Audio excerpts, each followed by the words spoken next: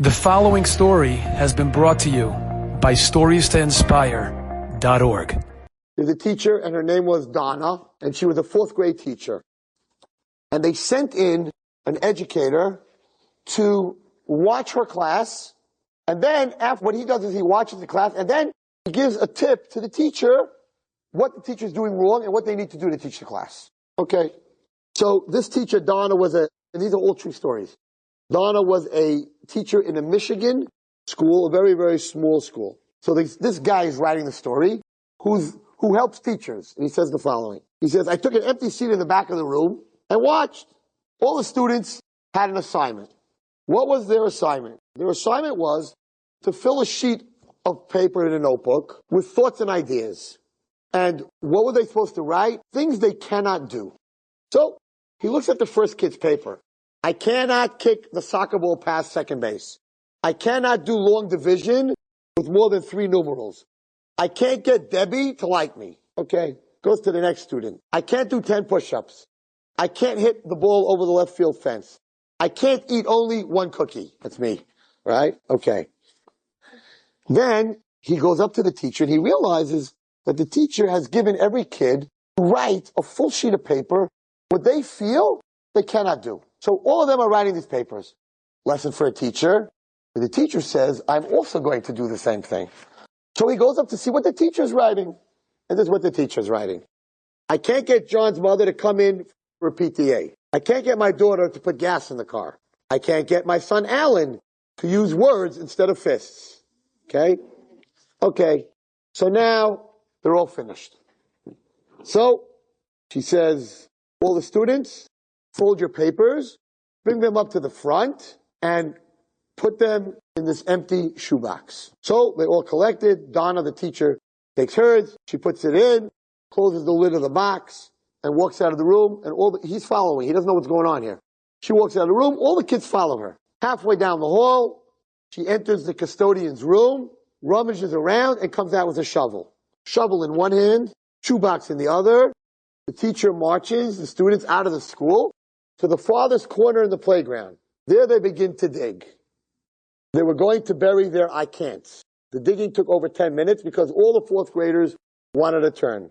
When the hole approached 3 feet deep, the digging ended. The box of I can'ts was placed in position at the bottom of the hole and quickly covered with dirt. 31 10 and 11-year-olds stood around the freshly dug gravesite. Each had at least 1 page of I can'ts in the shoebox. So did the teacher. At this point, the teacher announced, boys and girls, please join your hands and bow your heads. The students complied.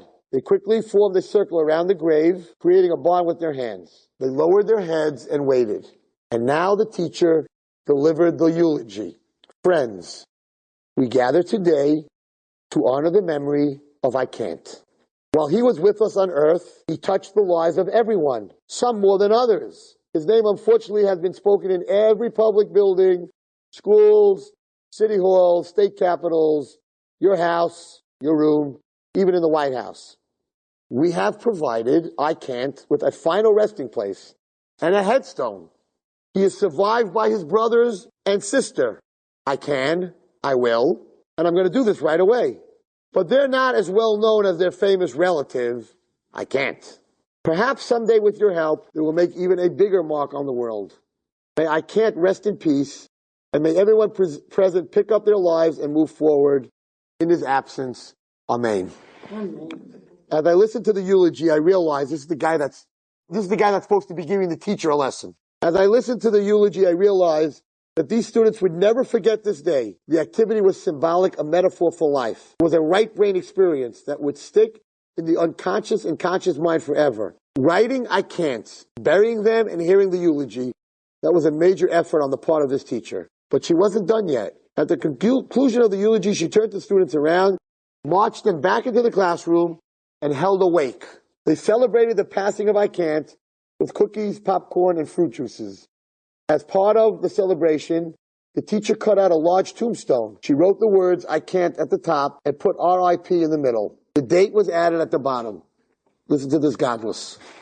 The paper tombstone hung on the teacher's classroom's wall for the remainder of the year. On those rare occasions when a student forgot and said, I can't, the teacher simply pointed to the gravestone.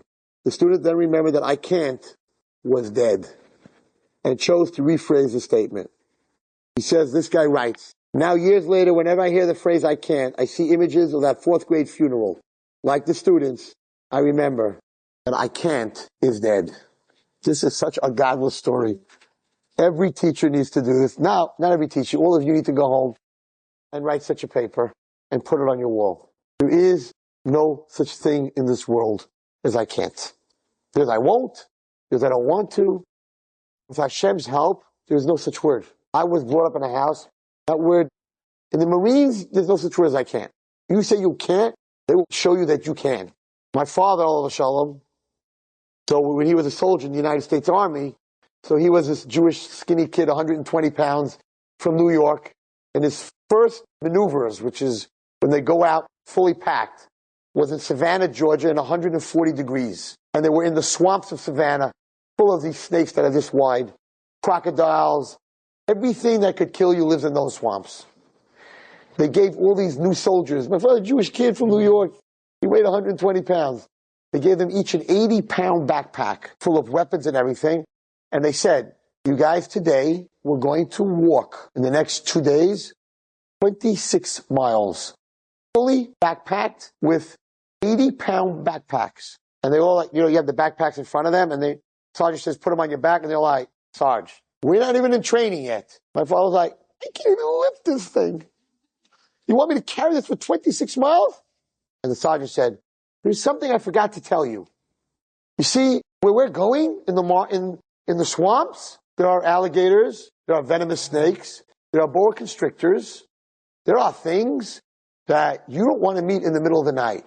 He says, we have a saying, where you drop is where you stop. So you need to know that we will not pick you up, we will not carry you.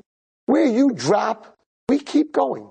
So if you want to be there tonight with them by yourself, drop. But where you drop is where you stop. My father said, first time carrying 80 pounds on his back, he did 26 miles. And he was sleeping half the time, just walking. Where you drop is where you stop. He said, you have no idea what those, it was 120 degrees. He said, there was no way that a human being could do it.